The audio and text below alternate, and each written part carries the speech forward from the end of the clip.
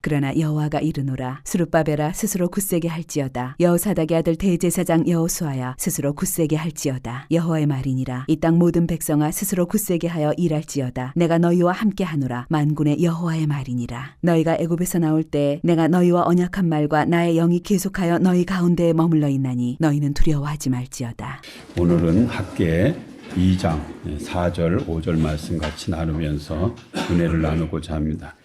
4절에 보면은 그러나 여호와가 이르노라. 스룹바벨아 스스로 굳세게 할지어다. 여호사닥의 아들 대제사장 여호수아야 스스로 굳세게 할지어다. 여호와의 말이니라. 이 땅 모든 백성들아 스스로 굳세게 하여 일할지어다. 내가 너희와 함께 하노라. 만군의 여호와의 말이니라. 이렇게 4절이 기록되어 있습니다. 학계가 활동하던 시기는요, 바벨론에서 그 귀환한 지 18년쯤 되는 때에 이렇게 이제 학계가 활동을 시작하고 있습니다. 이때 유다 백성들은요, 경제적인 궁핍, 또 주변 민족의 압박, 공동체 내부의 피로감, 솔로몬 성전에 비해 초라해 보이는 성전 등으로 인해서 의욕이 굉장히 떨어져 있는 그러한 상태입니다. 이러한 그 실망스러운 상태에서 4절은 하나님이 주신 말씀입니다. 스스로 굳세게 할지어다. 스스로 굳세게 할지어다. 이 명령은 단순한 격려가 아니라 구속사에 반복되어 온 언약적 격려 공식이에요. 하나님은 스룹바벨, 여호수아 모든 백성을 향해서 스스로 굳세게 할지어다라는 삼중 명령을 하고 있습니다. 굳세게 하라. 하자크라는 히브리어는요, 여호수아가 사명을 받았을 때, 또 다윗이 솔로몬에게 성전 건축 사명을 위임했을 때 주신 말씀과 같은 말씀입니다. 여호수아 1장 7절에서 9절에 보면은 여호수아가 처음 지도자로 사명을 받았을 때의 기록이 나옵니다. 여호수아 1장 7절에서 9절 보면은 오직 강하고 극히 담대하여 나의 종 모세가 내게 명령한 그 율법을 다 지켜 행하고 우로나 좌로나 치우치지 말라.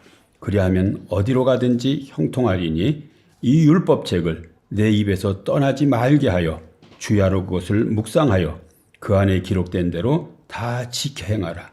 그리하면 내 길이 평탄하게 될 것이며 내가 형통하리라. 내가 내게 명령한 것이 아니냐? 강하고 담대하라. 두려워하지 말며 놀라지 말라. 내가 어디로 가든지 내 하나님 여호와가 너와 함께 하느니라 하시니라 그랬습니다. 광야 시대는 지나갔고요. 이스라엘은 약속의 땅 문턱에 이렇게 서 있습니다. 이스라엘의 그 독보적인 지도자, 또 선지자, 중재자, 목자였던 그 모세가 죽었습니다. 여호수아는 이 위대한 모세의 후계자가 이렇게 되었지만 그가 넘겨받은 과업은 평범한 것이 아니었습니다. 그는 이제 치열한 전쟁의 현장으로 이스라엘을 인도해야 했고요. 견고한 성읍들과 맞서 싸워야 했어요. 무엇보다도 백성이 언약에 신실하도록 목회적 책임을 다하는 그러한 사명을 갖게 됐어요. 이 같은 배경을 고려할 때에 강하고 담대하라는 그러한 명령은 어떤 명령이냐면요. 인간적으로 불가능해 보이는 사명을 앞에 둔 지도자에게 주시는 그러한 명령이에요. 인간적으로 불가능한 사명을 받은 자에게 하나님이 주시는 그러한 어떤 그 명령이 두려워하지 말라, 담대하라, 강하고 담대하라. 이 명령이 그러한 명령이라고 볼 수 있습니다. 여호수아 1장 7절에서 9절에서 강하고 담대하라는 이러한 명령은요, 담대함. 어떤 사람 기질적으로 담대한 사람이 있습니다. 기질적으로 담대한 사람이 있어요. 그러나 여기에서 이 담대함은요, 그 성격적 기질에서 오는 것이 아닙니다. 이 담대함은 어디서 오는 거냐면요, 순종의 행위에서 오는 거예요. 순종의 행위에서. 순종의 행위로 이 담대함이 재정이 되는 거예요. 대정이 되는 거예요. 이건 그 신학적으로 굉장히 중요한 그 원리인데요. 우리가 그 용기, 그 담대함, 그 용기 이런 것들은요, 언제 용기가 생기냐면요, 하나님의 뜻에 복종할 때 생기는 거예요. 순종할 때 용기가 생기는 거예요. 용기는 하나님의 뜻에 복종할 때 흘러나오는 열매예요. 여러분들이 진짜 그 하나님의 뜻을 확인하고 내가 이것을 순종해야 되겠다고 마음먹을 때 하나님이 주시는 그러한 어떤 마음이 있는데 그게 뭐냐면 담대함이에요. 용기예요. 용기예요. 이것은 자신의 확신으로 만들어내는 결과가 아니에요. 우리가 하나님께서 어떤 명령을 하잖아요. 그 어떤 명령을 이렇게 할 때는요. 여러분 그걸 아셔야 돼요. 그 안에 능력도 같이 주신다. 어떤 명령을 하실 때는요. 능력도 주신다는 것을 아셔야 돼요. 능력도 같이 주신다. 하나님 명령하실 때 그 명령을 수행할 뭘 줘요? 힘을 줘요. 힘을 줘요. 성전을 건축하라 이렇게 할 때는요. 건축할 힘, 능력을 주시는 거예요. 여러분들이 그것을 순종하려고 하실 때 그때 뭐가 와요? 용기가 와요. 담대함이 와요. 힘이 오는 거예요. 힘이 오는 거예요. 하나님은 여호수아에게 준비되지 않은 일을 요구하지 않으신다는 것을 이렇게 말하는 거예요. 하나님께 불러서 그 사명을 맡길 때는요. 힘도 능력도 지혜도 각양의 은총을 하나님 주시는 거예요. 주셔야 하는 거예요. 주셔야 하는 거예요. 두려워하지 말라. 놀라지 말라. 그 여호수아가 그 직면한 내적인 갈등이에요. 진짜 그 피하고 싶은 거 이런 거 맞는 거예요. 이제 막 그 전쟁을 해야 돼요. 어떤 성읍하고 맞서야 돼요. 말 안 듣는 백성을 끌고 다녀야 돼요. 막 이걸 내가 이제 맡은 거예요. 그러니까는 이게 참 마음이 힘든 거예요. 두려움은 인간이 통제할 수 없는 위협을 마주할 때 자연스럽게 생기는 반응이에요. 그렇죠? 두려움이 이거 참 겁난다. 막 그런 반응. 근데 이 믿음이라는 것은요, 두려움의 부재, 두려움이 없는 게 두려움의 부재가 아니라 하나님의 성품을 할 때, 하나님의 약속을 할 때 그 두려움이 재해석되는 과정이에요. 우리가 어떠한 그 사건 우리가 경험을 했는데, 이렇게 만나는데, 어떤 사건을 만나는데, 그 하나님의 임재를 빼놓고 그 사건을 만나면은요, 이건 그냥 꼼빡 없이 죽을 일을 만난 거예요. 내 망할 일을 만난 거예요. 진짜 어려운 일을 만난 거예요. 그런데 하나님의 임재를 더해놓고 이것을 해석을 하면 어떤 일이에요? 이게 아무것도 아닌 거예요. 아무것도 아닌 거예요. 그래서 담대한 거예요. 여러분이 만난 것을 여러분의 능력으로만 그것을 대처하면은요, 여러분은 그 사건 앞에서 무너져 버려요. 근데 하나님의 임재를 더해서 그것을 해석을 하면은 여러분의 뭐가 생겨요? 담대함이 생겨요. 담대함이 생기는 거예요. 하나님이 함께 하신다면은 나는 진짜 부족한 것이 사실이고 내가 불완전한 것이 사실이고 내가 감당 못하는 것이 사실이지만은 하나님이 함께 한다면은 이거 감당할 수 있다는 그런 믿음, 용기, 담대함이 생기는 거예요. 그래서 두려움이 어떻게 돼요? 하나님의 성품 안에서, 하나님의 약속 안에서, 하나님의 임재 안에서 재해석이 되는 거예요. 전에는 어떻게 해석했어요? 못 감당하는 것을 해석을 했어요. 그런데 하나님 안에서 보니까 어떻게 돼요? 감당할 수 있는 것으로 해석이 되는 거예요. 아무것도 아니라고 생각하는 거예요. 두려움은 인간적인 의지로 극복되는 것이 아니라 하나님의 주권, 임재, 언약, 신실하심을 인식할 때에 극복되는 게 하나님이 얼마나 강한 것인가 하는 것을 내 몸이 그냥 느껴버렸어요. 그러면은 내가 만난 문제는 그냥 아무것도 아니라는 것을 그냥 내 몸이 그냥 알아버려요, 이거를요. 알아버린다니까요.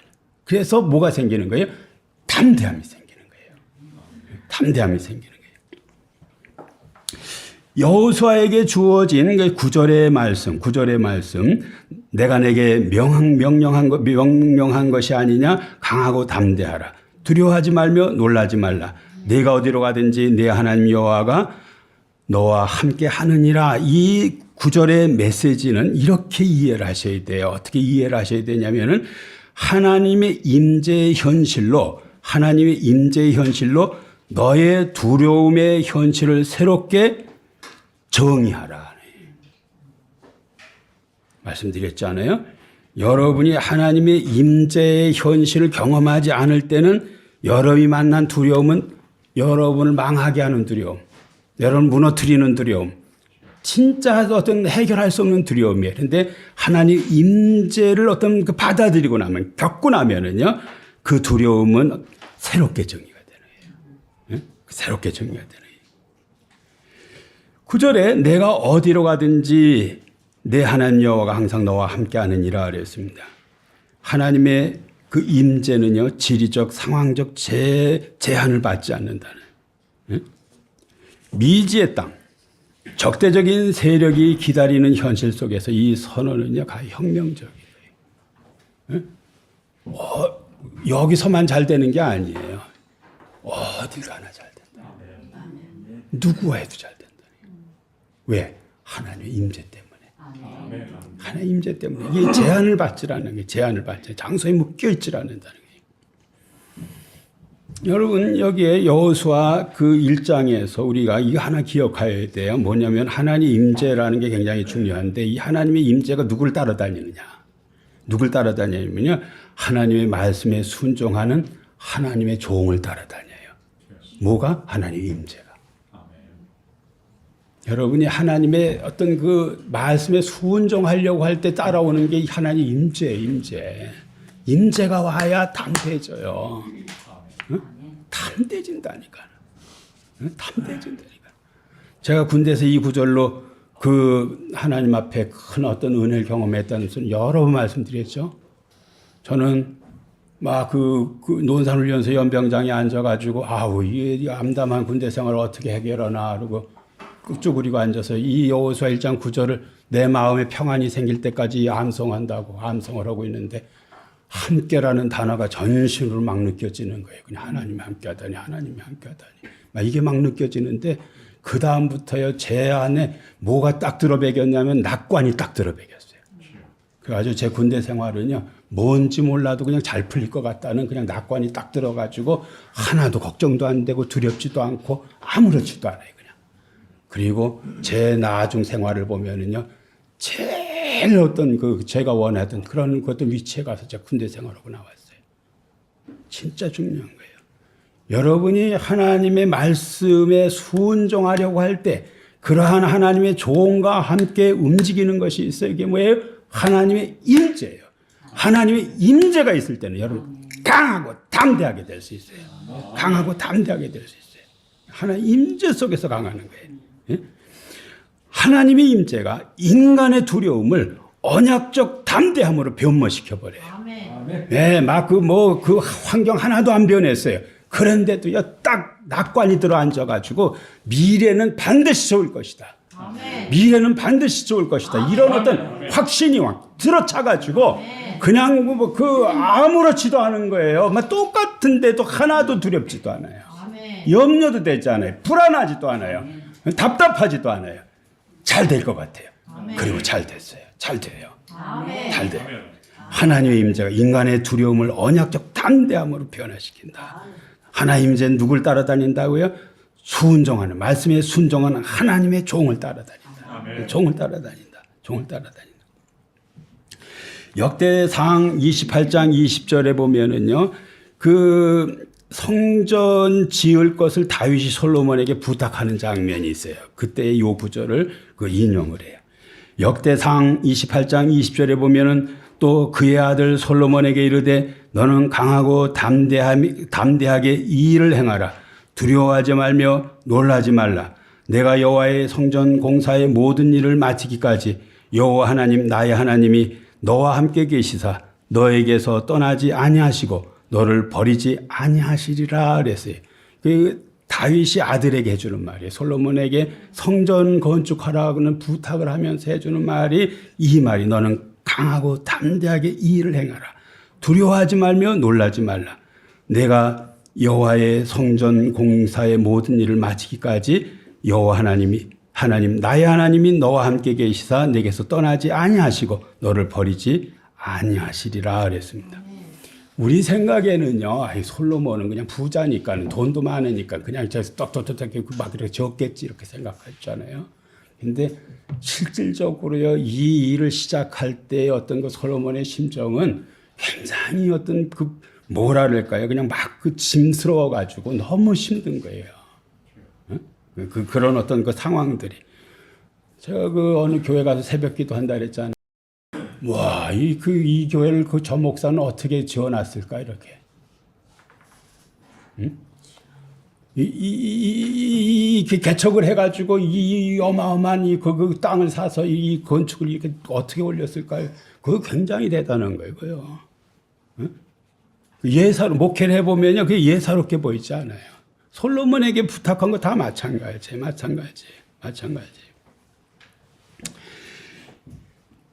그 솔로몬이 어떤 그 가진 많은 어떤 그러한 어떤 그 부담이 있는데 이러한 부담 앞에서 다윗이 해준 말이 있어요. 첫 번째는 강하고 담대하라는 거예요. 강하고 담대하라. 이 말은요, 사명을 수행할 때 늘 반복되는 말이에요. 강함과 담대함. 강함과 담대함. 강하고 담대하라. 이 강하고 담대하라는 것은 늘 뭐하고 연결되냐면요, 소명하고 연결돼요. 여러분이 소명을 확인하고 소명을 수행할 때 하나님이 주시는 것이 강하고 담대한 거예요. 여러분이 인생에서요, 목숨을 걸고 하는 건 소명이라 그래요. 인생을 다 던져서 하는 걸 소명이라 그러는 거예요. 이런 걸 찾아서 할 때에, 그런 걸 할 때에 하나님이 주시는 것이 강하고 담대하게 하는 거예요. 예? 강하고 담대하게 하는 거예요. 강하고 담대하라. 소명에 순종할 때 주어지는 거예요. 예? 강하고 담대한 사람이 언제 제일 강한가? 소명을 수행할 때예요.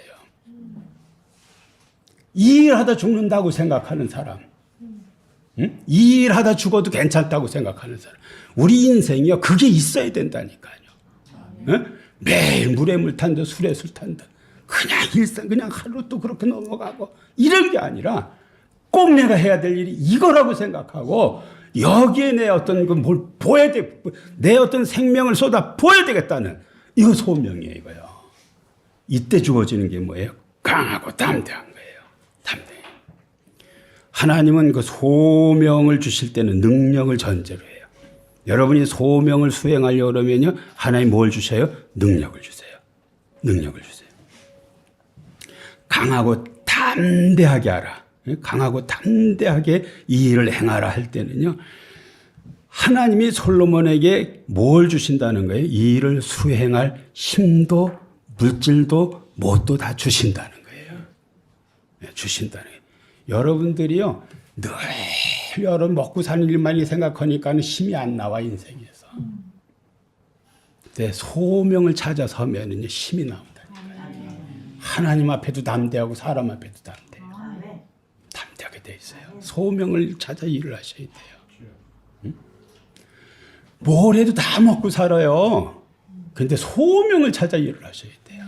소명에서 힘이 나온다. 소명에서 힘이 나온다. 소명에서 힘이 나온다.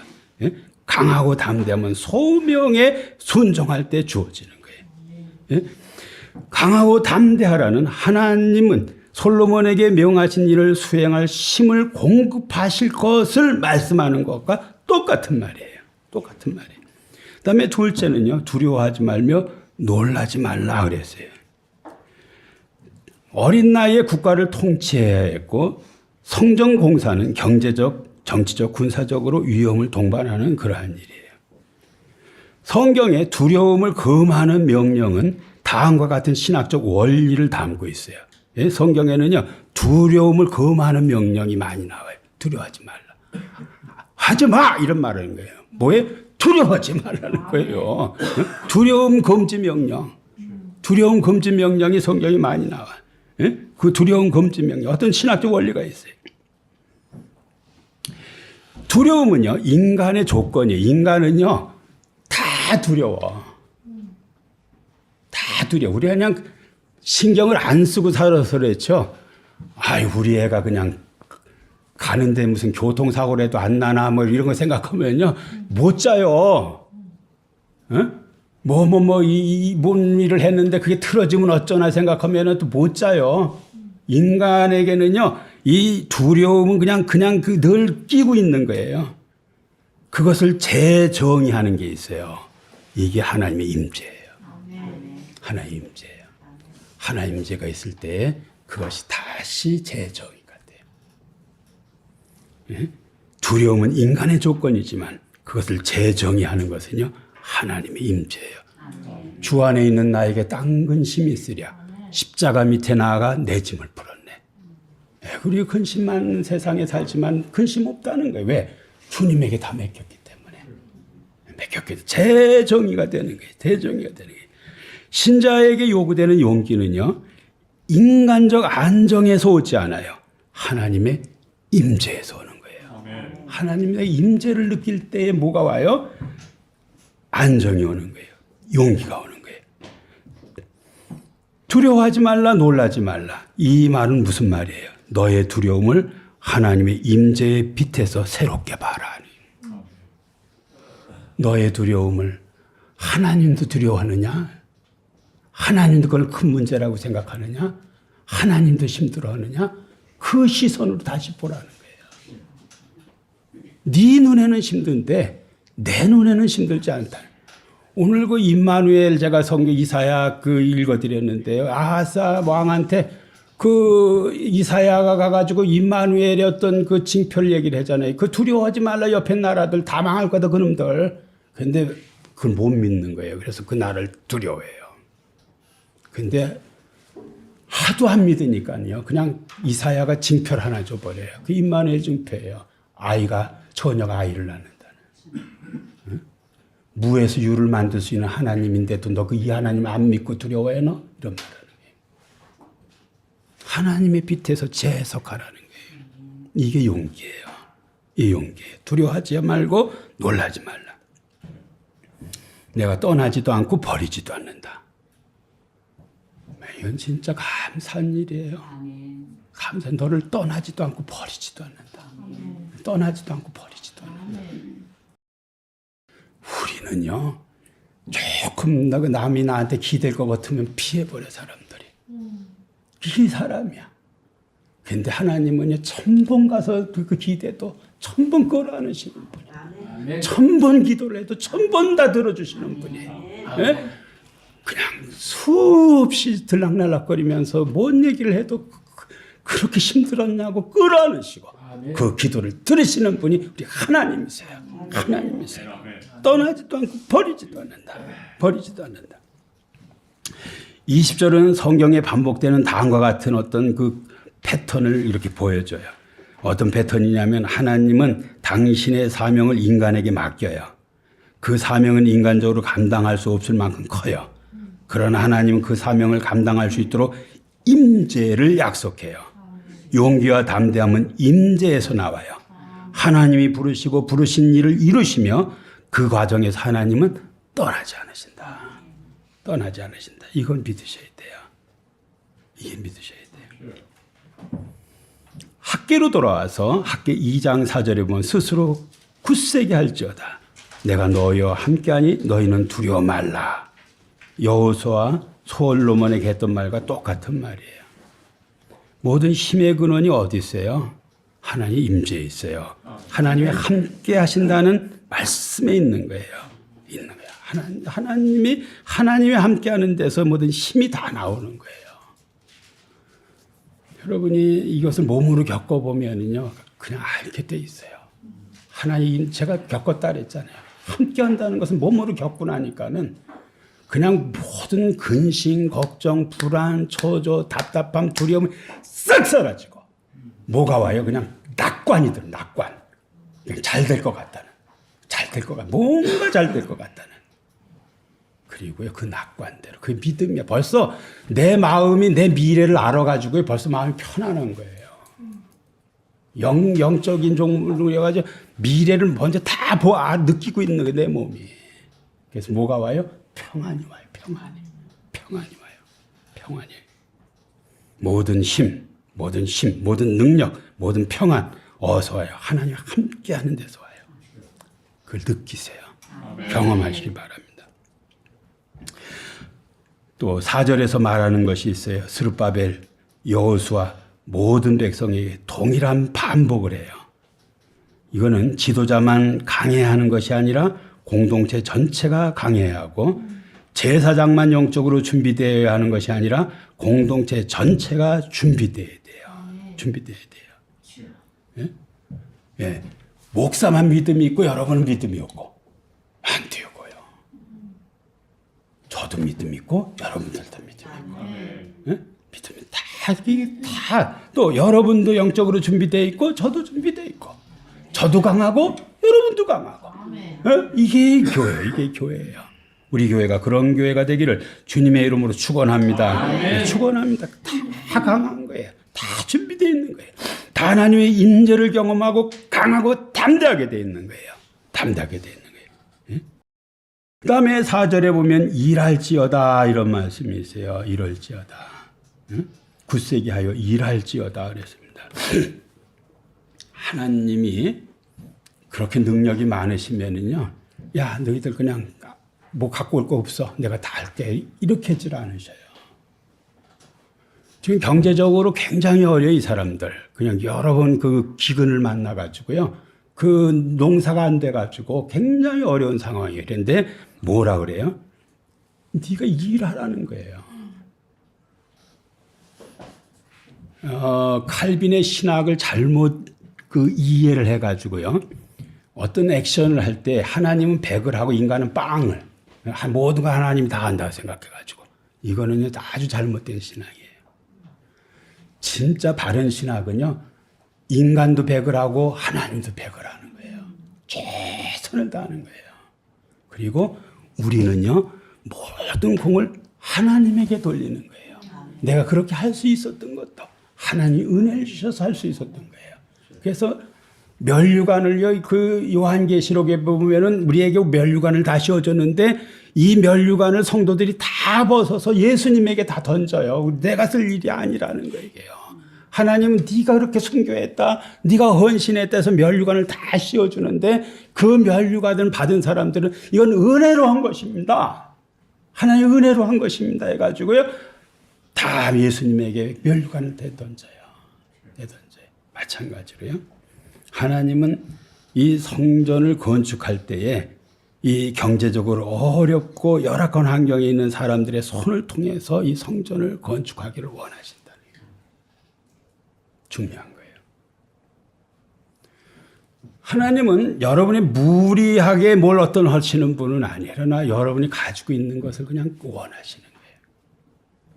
사렙다 과부가 그 오늘 먹고 죽을 한 끼 양식이 딱 있었어요. 근데 그 엘리야가 가가지고 그것을 나를 위해서 음식을 준비하라 그랬어요. 여러분이 그런 목사를 만나면 어떻게 생각하겠어요? 이야, 목사들 밥값 안 낸다더니 진짜 뻔뻔한 목사, 여기 진짜 이게 있네, 이놈 처음 봤네, 막 이런 욕할 수 있는 사람이에요. 근데 이 사람은 어떻게 했습니까? 냈어요. 어떤 일이 생겼어요? 3년 반 동안 경제적으로요, 그냥 딱 어려움 생기는데 그 사람만 살았어요. 하나님은요, 그거 원한다니까요. 오병이요, 어떻습니까? 한 소년의 도시락이에요. 그거 받아다가 5,000명 먹였어요. 다윗이 던진 물맷돌은 어떻습니까? 이런 거 사용해요, 하나님 이런 거 사용해요. 내가 갖고 있는 그런 마음을 담은 그 순종의 물질을 하나님 사용하세요. 네? 그냥 그 어떤 무리하게 뭘 하는 게 아니에요. 내 마음에 이걸 드려야 되겠다는 이런 걸 사용하시는 거예요. 하나님도 일하시지만 인간도 일을 해야 돼요. 인간도 뭔가 드려야 돼. 액션을 해야 돼요. 어떻게? 최선을 다해야 돼. 최선을. 그럴 때 하나님의 위대한 역사가 일어나는 거예요. 이 땅의 모든 백성들아 스스로 굳세게 하여 일할지어다. 내가 너희와 함께하노라 그랬습니다.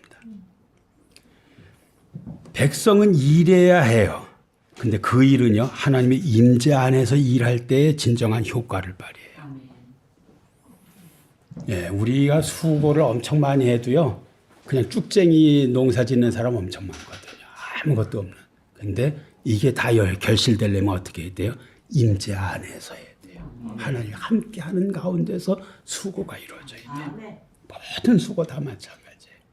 내 수고가 어떤 임재 안에서의 수고.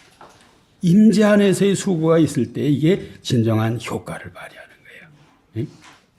하나님의 임재가 모든 노동에 신적 능력을 부여하고요. 모든 노동을 다 효과 있게 만들어요. 하나님의 임재는 인간의 수고를 유효하게 만든다. 다 열매되게 만들어요. 열매되게 만들어요. 손으로 한 모든 것들을 다 견고하게 한다. 모세가 시편 90편에 하나님 앞에 기도하는 것 중에 하나예요. 내가 하는 모든 일들을 견고하게 해달라. 다 열매되게 해달라는. 열매 안 되는 사람 너무 많거든요. 예. 여러분의 수고 어떻게 해야 돼? 임재 안에서의 수고. 하나님 임재 안에서의 수고. 임재 안에서의 노동. 임재 안에서의 일이 돼야 돼요. 그럴 때 다 열매되는 거예요. 열매되는 거예요. 하나님의 임재는 성전 재건, 공동체 재건을 가능케 하는 실제적인 능력이에요. 능력이에요. 목회를 해도요, 진짜 막 그 교인 쑥 빠져나간다는. 막 이런 거 엄청 많다는 거예요. 쉽지 않다는 거예요. 근데 그거 다 열매가 돼. 임재 안에서의 수고. 임재 안에서의 어떤 그 헌신. 임재 안에서의 사역. 굉장히 중요한 거예요. 굉장히 중요해요. 그 다음에 만군의 여호와라는 표현, 이 학계에서의 수도 없이 나온다고 말씀드렸는데 여기서 또 나와요. 만군의 여호와는 전쟁의 주, 천군 천사의 통치자, 우주적 왕을 의미해요. 연약한 공동체 바로 옆에 계신 분이 어떤 분이에요? 만군의 여호와예요. 그 안에 어떤 분이에요? 전쟁의 주, 천군 천사의 통치자, 우주적 왕이에요. 이 이름은 공동체의 현실적 연약함을 하늘의 절대적 권능으로 감싸는 이름이에요.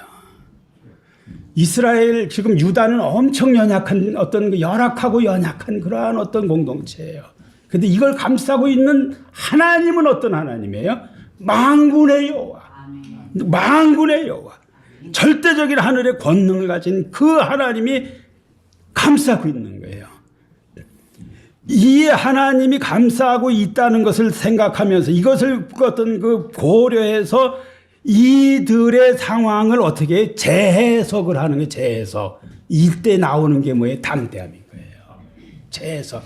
여러분의 삶을 다 재해석을 해야 돼요. 어떻게 재해석을 해야 돼요? 하나의 임재를 포함해서. 그 임재가 어떤 하나님의 임재예요? 만군의 여호와라는 하나님의 임재를 더해서 여러분의 삶을 평가해 보면은 그 일은 어떤 일이에요? 여러분이 만난 일은 여러분이 극복할 수 있는 일이에요. 해결할 수 있는 일이에요. 하나님이 순간하실 수 있을 거예요. 하실 수 있어요.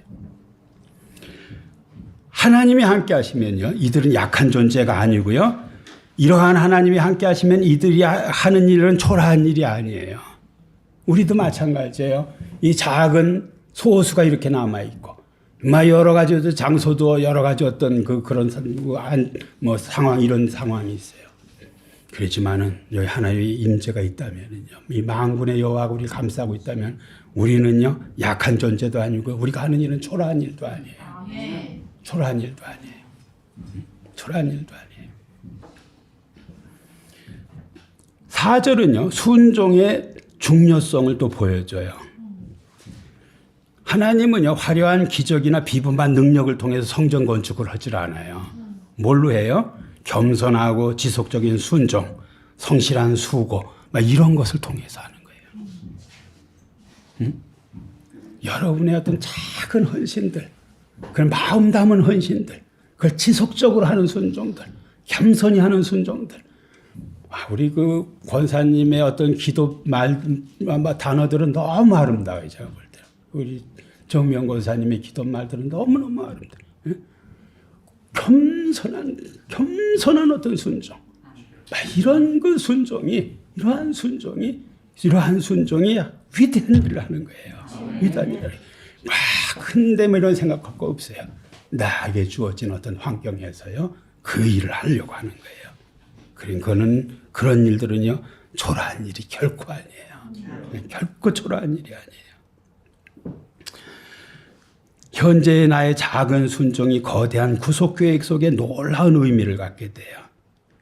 현재의 충실한 순종은 하나님의 구속 역사 속에서 예상보다 훨씬 위대한 일이에요. 저 매일 기도하러 이렇게 들락날락거려요. 한나 그렇게 했어요. 무명의 여인이에요. 저도 무명의 목사예요. 다 이런 것들이요, 가벼운 거 아닙니다. 위대한 거예요. 하나님이 큰 일 하시려면요, 기도만 하게 만들어요. 기도만. 아무것도 다 문 닫아둬 놓고 기도만 하게 만들어요. 그래서 이걸 또 쓰시는 거예요. 하나님이요. 그렇게 믿으셔야 돼요. 네? 믿으셔야 돼요. 하나님이 함께하는 사명은 아무리 작아 보여도요, 우주적 의미를 갖고 있어요. 의미를 갖고 있어요. 하나님은 스스로 굳세게 하라고 명령하시며 일하라고 요구하시지만 그 모든 근원과 가능성은 내가 너와 함께한다는 약속에 다 기초를 해요. 하나님과의 임마누엘적 동행이 성전 재건의 원동력이에요. 모든 신앙적 사명의 출발점이에요. 4절 이 땅 모든 백성들아 스스로 굳세게 하여 일할지어다. 내가 너와 함께하노라. 스스로 굳세게 할 힘은 하나님의 임재가 있을 때 발현되는 것이에요. 하나님의 임재가 있으면은요, 그냥 스스로 굳세게 돼요. 그냥 강한 힘의 근원, 굳세게 할 수 있는 이유는 하나님의 임재예요. 임재예요. 그다음에 5절 너희가 애굽에서 나올 때에 내가 너희와 언약한 말과 나의 영이 계속하여 너희 가운데 머물러 있나니 너희는 두려워 말지어다 그랬습니다. 이 낙담한 상황 속에 있는 유다 공동체에게 학계가 두 가지 위로를 하는데, 첫째는요, 너희가 애굽에서 나올 때 내가 너희와 언약한 말 그랬어요. 언약한 말, 내가 말한 거 나 한 번도 잊지 않고 그거 내가 꼭 지킨다는 말하는 거예요. 또 하나는 어떤 말이에요? 나의 영이 계속하여 너희 가운데 머물러 있다. 이 두 가지 위로의 말씀을 해주셨어요. 지금 유다 백성들이요, 굉장히 지금 그 디프레션, 그냥 그 우울해 있잖아요. 낙담해 있잖아요. 왜 낙담해 있을까요? 왜 낙담해 있냐면요, 자기의 정체성을 모르기 때문에, 잊어버렸기 때문인 거예요. 자기가 또 어떤 존재인지 모르니까는 어떻게 돼? 그냥 낙담을 하고 있는 거예요. 근데 자기의 정체, 내가 누군지를 알아. 그럼 사람 달라지는 거예요. 사람 달라지는 거예요. 내가 누군지를 아는 거예요. 내가 누군지를. 하나님께서는요, 출애굽기 19장 5절에서 6절에 보면은 이런 말을, 세계가 다 내게 속하였나니 너희가 내 말을 잘 듣고 내 언약을 지키면 너희는 모든 민족 중에 내 소유가 되겠고 너희가 내게 대하여 제사장 나라가 되며 거룩한 백성이 되리라. 너는 이 말을 이스라엘 자손에게 전할지니라 그랬어요. 전할지니라 그랬어요. 학계는 소망의 다치로 출애굽기 19장 5절에서 6절 출애굽의 언약을 상기시키고 있어요. 너희 어떤 존재인 줄 알아? 내 소유야. 너 제사장 나라 거룩한 백성이야. 응? 너 백성이야. 응? 이게 너야. 이걸 말하는 거예요. 이걸 말하는 거예요. 이걸 말하는 거예요. 신명기 7장 8절에 보면은 여호와께서 다만 너희를 사랑하심으로 말미암아 또는 너희 조상들에게 하신 맹세를 지키려 하심으로 말미암아 자기의 권능의 손으로 너희를 인도하여 내시되 너희를 그 종되었던 집에서 애굽 왕 바로의 손에서 속량하였으니 그랬습니다. 여기 신명기 7장 8절에 보면은 여호와께서 다만 너희를 사랑하심으로 말미암아 또는 너희 조상들에게 맹세하신 것을 지키려고 출애굽을 시켰다 이렇게 말하는 거하고 똑같은 거예요. 출애굽이 왜 일어났나? 출애굽이 왜 일어나냐면요. 하나님이 아브라함과 약속한 일이 있어요.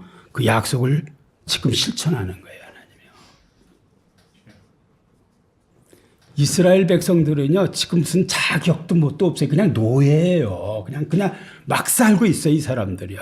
근데 그 상관없어요. 하나님이 아브라함과 약속했기 때문에 그것을 실천하는 거예요. 하나님 실천하는 거예요. 인간 역사는요. 하나님이 말씀한 언약에 대해서 신실하심을 드러내는 무대예요. 이스라엘의 정체성은 성취가 아니라 그냥 선물이에요. 선물이에요. 사람들은요, 자신의 불완전함에 근거해서 자신의 존재 가치를 평가해요. 여러분들이 뭐가 좀 잘 나가면은요, 여러분이 그냥 우쭐해가지고 자기 평가가 굉장히 높아져요. 여러분이 뭔가 실패하고 자꾸 안 돼요. 그럼 여러분 스스로 여러분 어떻게 평가해요? 굉장히 아주 낮은 평가를 줘버려요. 그래서 그런 낮은 평가를 가지고 살면 어떻게 돼요? 우울한 거예요. 우울한 거예요. 그런데 이 바른 평가라는 건 뭐냐면요. 바른 평가라는 거는 성경이 하나님이 여러분에게 뭐라고 말하는 걸 보라. 하나님은 뭐라고 말하는 거예요. 뭐라고 말해요?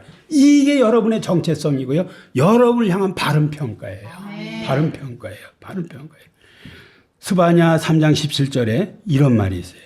너희 하나님 여호와가 너희 가운데 계시니 그는 구원을 베푸실 전능자이시니라. 그가 너로 말미암아 기쁨을 이기지 못하며 너를 잠잠히 사랑하시며 너로 말미암아 즐거이 부르며 기뻐하시리라 하리라 그랬습니다. 하나님이 이 유다 백성들을 생각할 때 어떻게 생각하냐면요. 그 기쁨을 이기지 못해서, 기쁨을 이기지 못해서 그냥 그런 거 있잖아요. 그 할아버지들이 손자, 손녀들 그렇게 살아가는 것들하고. 막 그냥 가슴이 막 떨리고 막 그냥, 막 그런 거 있잖아요. 그런 사랑을 그냥 여러분에게 갖고 있어요. 누가? 하나님이 여러분에게. 이게 여러분을 하나님이 대하는 방법이에요. 여러분이 이런 존재라는 거예요. 마태복음 5장 13절 14절에 보면 너희는 세상의 소금이니 소금이 만일 그 맛을 잃으면 무엇으로 짜게 하리요? 후에는 아무 쓸데없어 다만 밖에 버려 사람에게 밟힐 뿐이니라. 너희는 세상의 빛이라 산 위에 있는 동네가 숨겨지지 못할 것이요. 그랬습니다. 제가 그 청년 때 그 전도사 때 그 영광교회에서 그 청년부를 지도를 했는데요. 그 중에 학생 중에 하나가 고려대학교 철학과를 다니던 최승일이라는 형제가 있었어요. 자기 작은 아버지가 화성에다가 고등학교를 하나 세웠어요. 그런데 고등학교가 똥통학교가 돼가지고요. 그 사람들이 자기가 들은 게 아니라 이렇게 어디서 이렇게 끼워서 들었는데 이 학교를 나온 것이 내 생애 최고의 수치라고 사람들이 말하더래요. 이제 충격받았어요, 이 사람이. 그래가지고 그 학교에 들어가가지고 교장이 돼가지고 이 사람이 이 학교를 바꾸기 시작했어요. 그래가지고 그 벽에다가 딱 이 걸 써놔서 두 문장을 너희가 세상의 빛이다 그러는데요. 거기다 바로를 넣어놨어요. 바로 너희가 세상의 빛이다. 또 하나 바로 너희가 세상의 소금이다. 그리고 학교를 개설 시작을 했어요. 지금은요. 이 화성고등학교가요. 전국 20위 안에 드는 아주 명문 학교가 됐어요. 서울대학 엄청 많이 가고요. 의대도 엄청 많이 해요.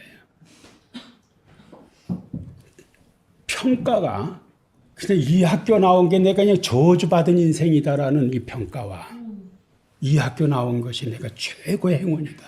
최고의 복이다. 평가 다 바꿔놓은 거예요. 그거 바꾸는데 딱 하나예요. 정체성을 바꿔놓은 거예요. 너희가 바로 세상의 빛이다. 너희가 바로 세상의 소금이다. 너희가 이 똥통학교 다니는 너희가 그렇다는 거예요. 너희가 그렇다는 거예요. 굉장히 중요한 거예요. 하나님의 평가를 들으셔야 돼. 하나님 평가를. 하나님 평가를 들으셔야 돼요. 나의 영이 계속하여 너희 가운데 머물러 있나니 그랬습니다. 성령이 머물러 있다. 뭐 출애굽기에 보면은 민수기 11장에 보면은요 백성들이 매일 만나만 먹으니까는 짜증이 난 거예요. 애굽에 있을 때는 그냥 그냥 오이도 먹고 뭐 부추도 먹고 뭐도 마늘도 먹고 막 했는데 매일 이런 것만 먹는다고 막 짜증을 부리는 거예요. 그리고 모세의 지도력에 대해서 막 공격을 하는 거예요. 그러니까 모세가 내가 하나님 이 사람들 내가 낳았어요. 뭐 내가 이런 거 하고 싶다 그랬어요. 왜 날 이런 거 시켜요? 막 하면서 이제 갈등하는 장면이 나와요. 그 다음에 이제 그런 많은 대화 속에서 이제 하나님께서 모세와 70인 장로들에게 이 해결책을 제시하는데 그 해결책이 뭐냐면은 성령의 임재를 주는 거예요. 그리고 70인의 그 장로들에게 어떤 그 모세와 70인의 장로들에게 성령이 임하니까 사실 그 모세와 70인의 장로들이 막 예언을 막 시작을 해요. 예언을 막 시작하는데 2명의 사람이 그때 70인의 장로 중에 딴 데가 있었어요. 그 딴 데가 있는 그 사람들에게도 임해버렸어요. 우리가 지도력이 바닥이 났을 때 하나님이 주신 게 뭐예요? 성령을 주신 거예요. 성령을 주신 거예요. 목회자도요, 지도력에, 또 여러분도 그 가정에서, 또 여러분이 직장에서 지도력이 바닥이 날 때가 있어요. 그때 할 일이 뭐예요? 성령 받는 거예요. 성령을 받는 거예요. 불기둥, 구름기둥, 성령의 인도와 같은 거예요. 성령의 인도 같은 거예요. 성령의 인도 같은 거예요. 이 유다 백성들은요, 에스겔서에서 이 하나님의 영광이 성전 떠난 경험을 한 사람들이에요. 근데 여기에 이 말은요, 상당히 충격이 되는 말이에요. 나의 영이 계속해서 너희 가운데 머물러 있다. 이 말은요, 엄청 충격적인 말이에요. 여호와 삼마. 내가 거기 있다는 거예요. 내가 거기 있다는 거예요. 어디 있어요? 여러분 이거 잘 아셔야 돼요.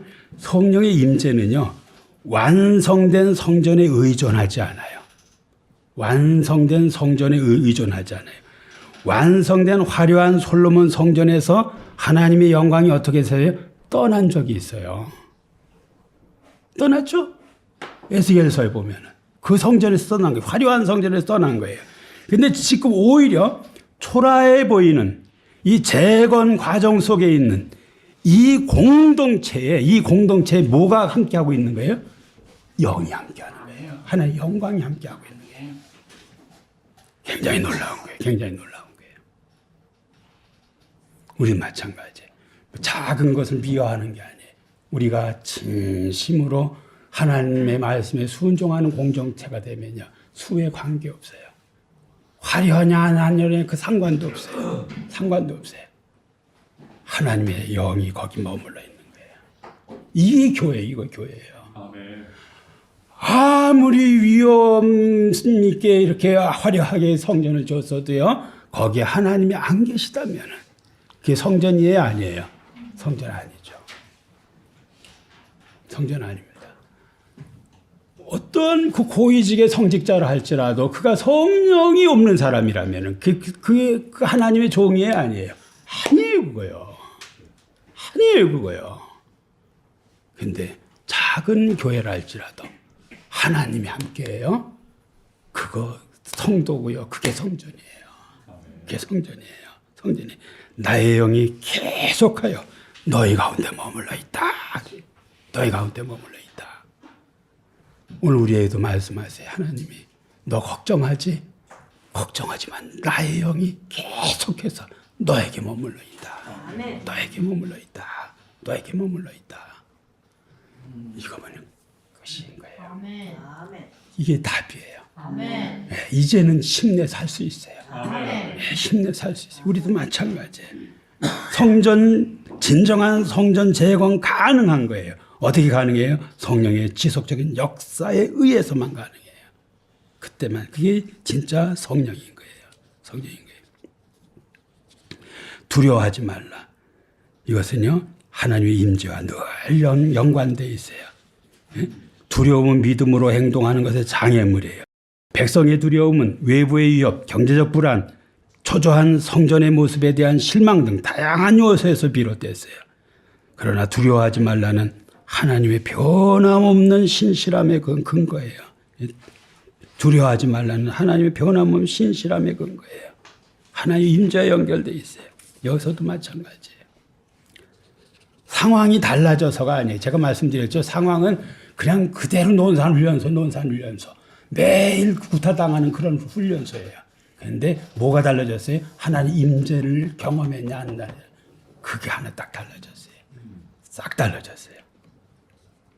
학계 시대의 두려움은 매우 현실적이에요.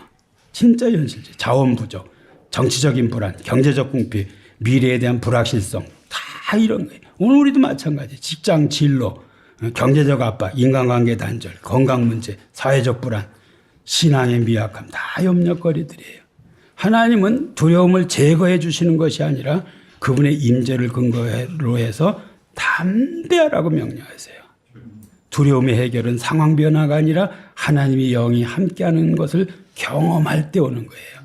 두려움을 떨쳐버릴 때 우리는 그 현실 속에서도 주저하지 않고 순종과 신실함의 길을 걸어갈 수가 있어요.